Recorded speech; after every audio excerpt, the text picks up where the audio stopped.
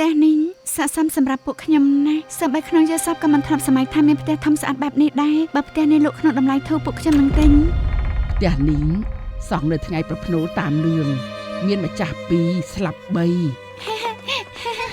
ពួកយើងមានតែពេលដំឡឹងតែអូនអាចទិញបានពូកែទេប្រហែលមានខ្មោចគ្មាននរណាចង់បាន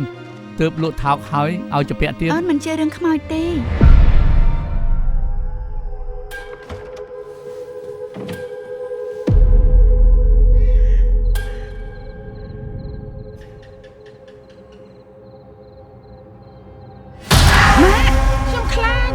ជឿយើងទៅគោរពព្រះនឹងប្រទានពរម៉ា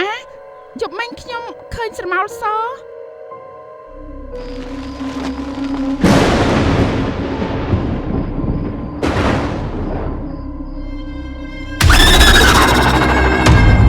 យើងសម្រេចថានៅសៃហ្គនដើម្បីកូនយើងឲ្យរៀនបានល្អ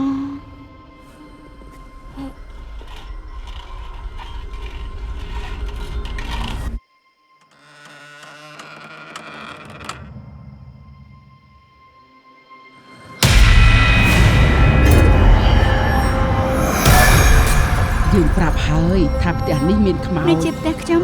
មិនទៅណាទេ